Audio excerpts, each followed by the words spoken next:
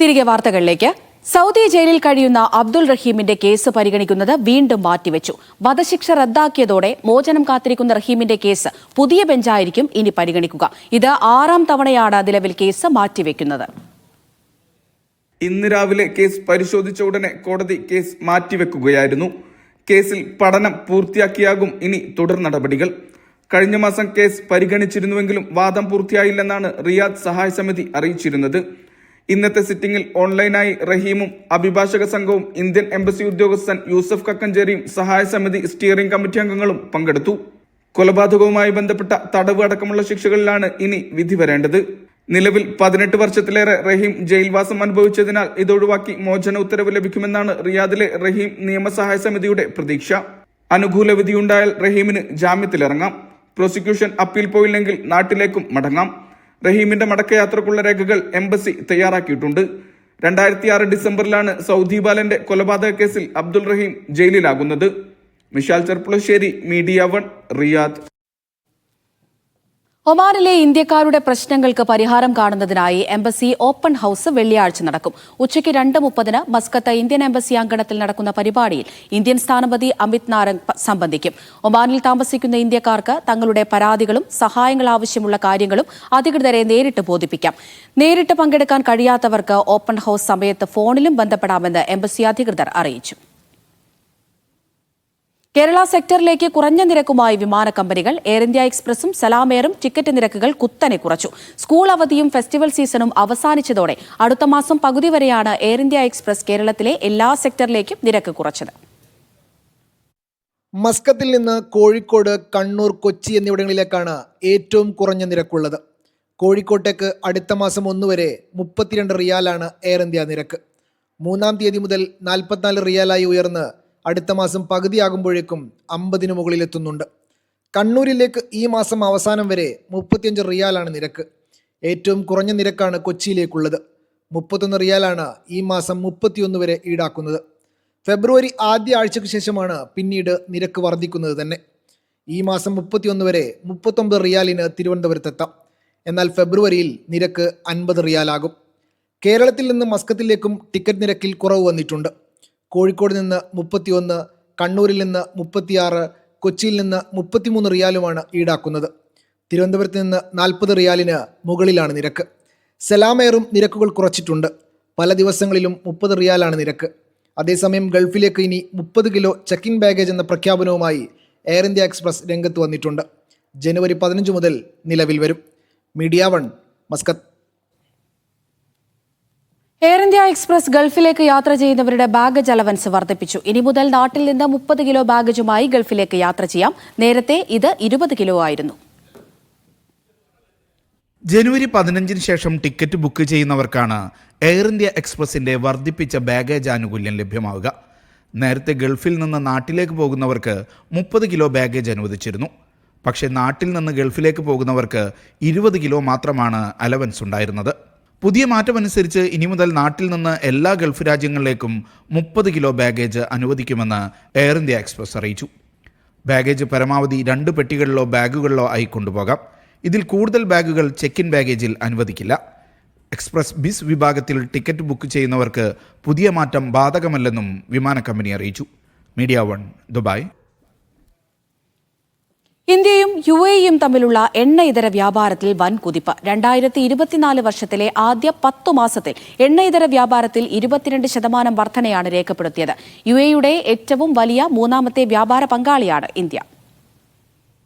2024 October അവസാനം വരെ 5380 കോടി $, എണ്ണ ഇതര വ്യാപാരമാണ് ഇരു രാഷ്ട്രങ്ങളും തമ്മിൽ നടന്നത്. മുൻവർഷത്തെ അപേക്ഷിച്ച് 22.6% വർധനയാണ് മേഖലയിൽ രേഖപ്പെടുത്തിയതെന്ന് UAE സാമ്പത്തിക മന്ത്രാലയം പറയുന്നു. ഇന്ത്യയും UAEയും തമ്മിലുള്ള സാമ്പത്തിക പങ്കാളിത്തത്തിന്റെ ദൃഢത അടയാളപ്പെടുത്തുന്നതാണ് കണക്കുകൾ. ഇരു രാഷ്ട്രങ്ങളും തമ്മിൽ നിലവിലുള്ള സമഗ്ര സാമ്പത്തിക പങ്കാളിത്ത കരാറാണ് വ്യാപാരത്തിൽ പ്രതിഫലിച്ചത്. വ്യാപാരവും നിക്ഷേപവും ശക്തിപ്പെടുത്തുന്നതിന്റെ ഭാഗമായി 2022 മെയ്യിലാണ് ഇന്ത്യയും UAEയും സമഗ്ര സാമ്പത്തിക പങ്കാളിത്ത കരാർ അഥവാ സെപ്പ ഒപ്പുവെച്ചത്. നേരത്തെ ഊർജ്ജ മേഖലയിൽ മാത്രമുണ്ടായിരുന്ന വ്യാപാര ബന്ധമാണ് സെപ്പയിലൂടെ മറ്റു മേഖലയിലേക്കും വ്യാപിച്ചത്. 2030 $100 ബില്യൺ എണ്ണ ഇതര വ്യാപാരമാണ് കരാർ ലക്ഷ്യം വെക്കുന്നത്. 2022-23 കണക്ക് പ്രകാരം 8,365 കോടി US$ ഇരു രാഷ്ട്രങ്ങളും തമ്മിലുള്ള ഉഭയകക്ഷി വ്യാപാരം. 2013-14 കാലയളവിൽ ഇത് 5,950 കോടി US$ മാത്രമായിരുന്നു. UAE-യിൽ നിന്ന് ഇന്ത്യയിലേക്കുള്ള ഇറക്കുമതിയുടെ 1/3 പെട്രോളിയം ഉൽപ്പന്നങ്ങളാണ്. കഴിഞ്ഞ നവംബറിൽ മാത്രം $612 കോടി ഉൽപ്പന്നങ്ങളാണ് ഇന്ത്യ അറബ് രാജ്യത്തു നിന്ന് ഇറക്കുമതി ചെയ്തത്.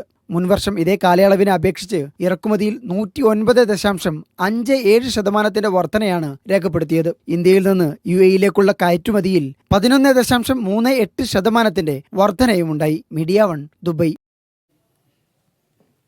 മരുന്നുകളുടെ പരസ്യങ്ങൾക്ക് കുവൈത്ത് ആരോഗ്യ മന്ത്രാലയം പുതിയ നിയന്ത്രണങ്ങൾ ഏർപ്പെടുത്തുന്നു. നിയമം ലംഘിച്ചാൽ 3 വർഷം വരെ തടവും 3000 ദിനാർ വരെ പിഴയും ലഭിക്കും.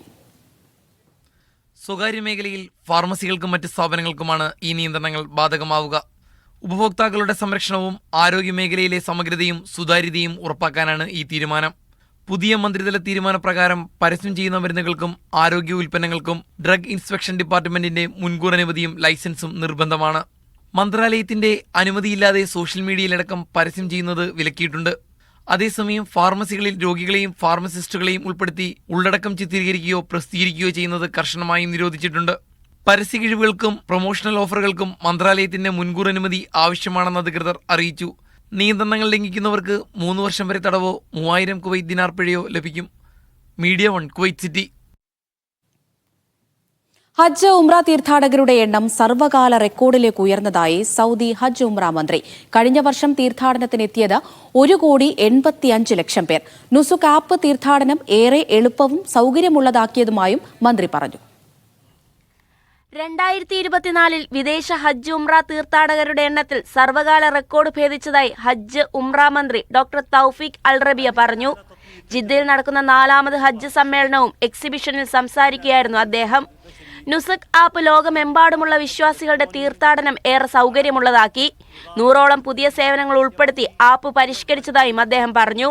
2024 മാത്രം 1,85,35,689 വിദേശ തീർത്ഥാടകരാണ് പുണ്യഭൂമിയിലെത്തിയത്. ഇതിൽ 1,60,24,689 പേർ ഉംറ തീർത്ഥാടനത്തിനും 16,11,310 പേർ ഹജ്ജ് തീർത്ഥാടനത്തിനുമായാണ് എത്തിയത്. 1,30,00,000 പേർ മദീനയിൽ കഴിഞ്ഞ വർഷം റൗള ഷെരീഫ് സന്ദർശിച്ചിട്ടുണ്ട്. 50 ഗ്രൂപ്പുകളായാണ് റൗളയിൽ ദിവസവും സ്ത്രീകൾക്കും പുരുഷന്മാർക്കും പ്രവേശനം അനുവദിക്കുന്നത്. മികച്ച സേവനങ്ങളാണ് ഹജ്ജ് ഉംറ മന്ത്രാലയം തീർത്ഥാടകർക്കായി പുണ്യനഗരികളിൽ ഒരുക്കിയിട്ടുള്ളത്. ഇത് വ്യക്തമാക്കുന്നതാണ് ഹജ്ജ് സമ്മേളനവും എക്സിബിഷനും. 100ഓളം രാജ്യങ്ങളിൽ നിന്നുള്ള പ്രതിനിധികൾ സമ്മേളനത്തിൽ പങ്കെടുക്കുന്നുണ്ട്. വ്യാഴാഴ്ചയാണ് സമ്മേളനം സമാപിക്കുക. Media 1 Jeddah. ദമാമിൽ പുതിയ 4 കുടിവെള്ള ശുദ്ധീകരണ കേന്ദ്രങ്ങൾ കൂടി പ്രവർത്തനം ആരംഭിച്ചതായി സൗദി നാഷണൽ വാട്ടർ കമ്പനി അറിയിച്ചു. പ്രതിദിനം 8000 ക്യൂബിക് മീറ്ററിലധികം ശുദ്ധജലം പമ്പ് ചെയ്യാൻ ശേഷിയുള്ളതാണ് ഈ സംഭരണികൾ. മേഖലയിലെ വർദ്ധിച്ചുവരുന്ന ജലത്തിന്റെ ആവശ്യകത നിറവേറ്റുന്നതിന് കൂടുതൽ കേന്ദ്രങ്ങൾ ഒരുക്കുമെന്നും കമ്പനി വ്യക്തമാക്കി. സൗദി കിഴക്കൻ പ്രവിശ്യയിലെ ദമാം നഗരത്തോട് ചേർന്ന് പുതിയ 4 ജലസംഭരണികൾ കൂടി പ്രവർത്തന സജ്ജമായതായി നാഷണൽ വാട്ടർ കമ്പനി അറിയിച്ചു. പ്രതിദിനം 8000 ക്യൂബിക് മീറ്ററിലധികം ഡീസലനേറ്റഡ് വെള്ളം പമ്പ് ചെയ്യാൻ ശേഷിയുള്ളതാണ് ജലസംഭരണികൾ. അൽഷുല ഡിസ്ട്രിക്റ്റിലാണ് ഇവയുടെ പ്രവർത്തനം. പ്രവിശ്യയിലെ കുടിവെള്ള പദ്ധതിയുടെ 2ാം ഘട്ടം ഇതോടെ പൂർത്തിയായി. നഗരത്തിലെയും പരിസര പ്രദേശങ്ങളിലെയും 60,000-ലധികം വരുന്ന ആളുകൾക്ക് ഈ സംഭരണികൾ വഴി ജലമെത്തിക്കുന്നതാണ് പദ്ധതി. സ്റ്റേഷനുകൾ റിവേഴ്സ് ഓസ്മോസിസ് സിസ്റ്റം ഉപയോഗിച്ചാണ് ഡീസലനേറ്റഡ് വെള്ളം പമ്പ് ചെയ്യുക. മേഖലയിലെ മറ്റ് ഭാഗങ്ങളിലേക്കുള്ള സ്റ്റേഷനുകളുടെ നിർമ്മാണ പ്രവർത്തനങ്ങൾ പുരോഗമിക്കുകയാണ്. പദ്ധതിയുടെ മുഴുവൻ ഘട്ടങ്ങളും പൂർത്തിയാകുന്നതോടെ മൊത്തം ഉൽപാദനശേഷി പ്രതിദിനം 76,000 ക്യൂബിക് മീറ്ററായി ഉയരുമെന്നും കമ്പനി വ്യക്തമാക്കി. Naushad റിക്കൂർ, media 1 Dammam. ദോഹ മാരത്തണിന്റെ ഭാഗമായി മത്സരവേദിയായ കോർണിഷിൽ ഗതാഗത നിയന്ത്രണം. നാളെ രാത്രി 10 മണി മുതൽ വെള്ളിയാഴ്ച ഉച്ചയ്ക്ക് 2 മണി വരെയാണ് കോർണിഷിൽ പൂർണ്ണ ഗതാഗത നിരോധനം ഏർപ്പെടുത്തിയിരിക്കുന്നത്. വെള്ളിയാഴ്ച രാവിലെ നടക്കുന്ന ദോഹ മാരത്തണിന്റെ വേദിയായ കോർണിഷിലും പരിസര പ്രദേശങ്ങളിലുമാണ് ഗതാഗത നിയന്ത്രണം ഏർപ്പെടുത്തിയത്. അൽ ദഫ്ന, കോർണിഷ്, അൽബിദ, സൂഖ് വാക്കിഫ്, മിഷൈർ തുടങ്ങിയ മേഖലകളിൽ ഗതാഗത നിയന്ത്രണം ഉണ്ടാകുമെന്ന് സംഘാടകർ അറിയിച്ചു. മാരത്തൺ മത്സരങ്ങളുടെ തയ്യാറെടുപ്പിനും മത്സര നടത്തിപ്പിനും വേണ്ടിയാണ് 17 മണിക്കൂർ നിയന്ത്രണം ഏർപ്പെടുത്തുന്നത്. വെള്ളിയാഴ്ച രാവിലെ നടക്കുന്ന മാരത്തണിൽ 150-ലേറെ രാജ്യങ്ങളിൽ നിന്നായി 15,000-ഓളം കായിക താരങ്ങൾ പങ്കെടുക്കും. യാത്രക്കാർ മാരത്തൺ വേദി ഒഴിവാക്കി ബദൽ പാതകൾ ഉപയോഗിക്കണമെന്ന് അധികൃതർ നിർദ്ദേശിച്ചു. Media 1 Doha. ദുബൈയിലെ എമിറേറ്റ്സ് റോഡിൽ വൈകുന്നേരം ട്രക്കുകൾക്ക് നിയന്ത്രണം ഏർപ്പെടുത്തി. വൈകിട്ട് 5:30 മുതൽ രാത്രി 8 വരെയാണ് നിയന്ത്രണം. അൽ അവീർ റോഡിൽ നിന്ന് വടക്ക് ഷാർജയിലേക്കുള്ള ദിശയിലാണ് വിലക്ക് ബാധകമാവുക എന്ന് ദുബൈ റോഡ് ട്രാൻസ്പോർട്ട് അതോറിറ്റി അറിയിച്ചു. വൈകുന്നേരങ്ങളിലെ ഗതാഗതം സുഗമമാക്കാനാണ് തീരുമാനം. കൂടുതൽ വാർത്തകളിലേക്ക്. റോഡ് അടയ്ക്കൽ, ആരോഗ്യ സേവന തടസ്സം എന്നിവയുമായി ബന്ധപ്പെട്ട് വ്യാജ വാർത്തകൾ പ്രചരിപ്പിക്കുന്നവർക്കെതിരെ ശക്തമായ നടപടി സ്വീകരിക്കുമെന്ന് റോയൽ ഒമാൻ പോലീസ്. ഔദ്യോഗിക സ്രോതസ്സുകളിൽ നിന്ന് മാത്രം വിവരങ്ങൾ ശേഖരിക്കണമെന്നും വ്യാജ വാർത്തകൾ പ്രചരിപ്പിക്കുന്നത് ഗുരുതരമായ കുറ്റകൃത്യമാണെന്നും ആർഒപി അറിയിച്ചു.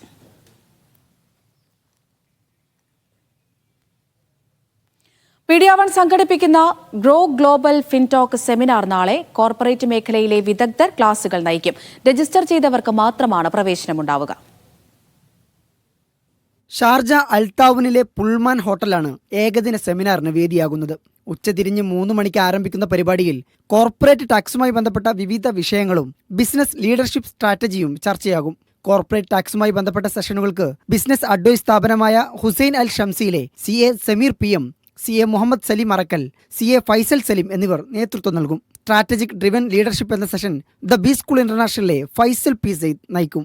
UAE കോർപ്പറേറ്റ് ടാക്സ് നിയമം നിലവിൽ വന്നിട്ട് ഏകദേശം 1.5 വർഷത്തോളമായി. മീഡിയ 1 ഒരുക്കുന്ന ഫിൻടോക്ക് ഇവന്റിൽ പ്രധാനമായും ഞങ്ങൾ 3 വിഷയങ്ങളാണ് കൈകാര്യം ചെയ്യാൻ ഉദ്ദേശിക്കുന്നത്. ഒന്നാമതായിട്ട് ടാക്സ് കംപ്ലയൻസ്, ടാക്സ് ഒബ്ലിഗേഷൻസ്, അതിനെക്കുറിച്ചായിരിക്കും കവർ ചെയ്യുന്നത്. രണ്ടാമത് കമ്പ്യൂട്ടേഷൻ ഓഫ് ടാക്സബിൾ ഇൻകം, അതാണ് കവർ ചെയ്യാൻ ഉദ്ദേശിക്കുന്നത്.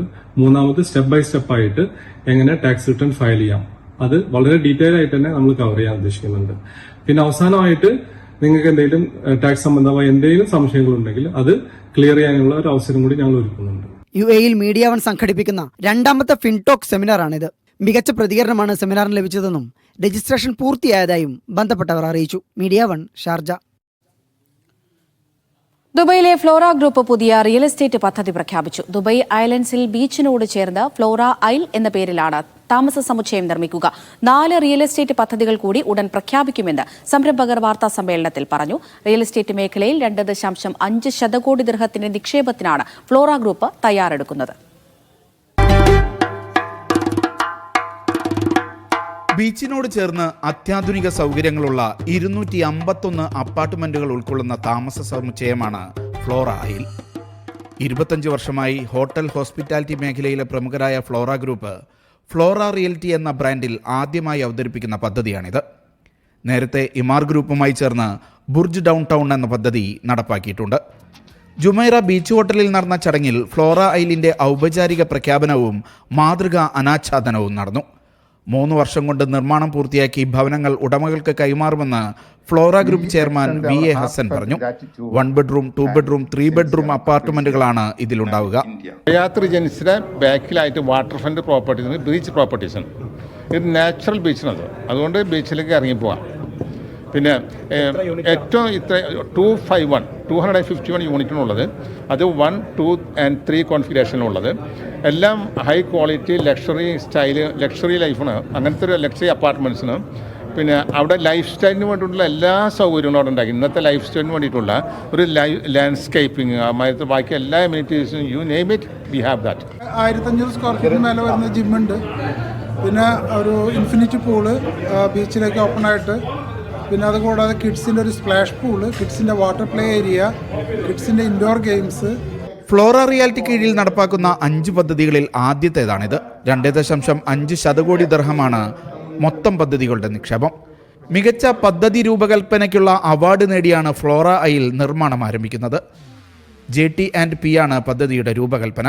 മാർക്കറ്റിംഗ് മേഖലയിൽ സെഞ്ചൂറിയൻ, ഒക്ട എന്നിവയും പദ്ധതിയുടെ ഭാഗമാകും.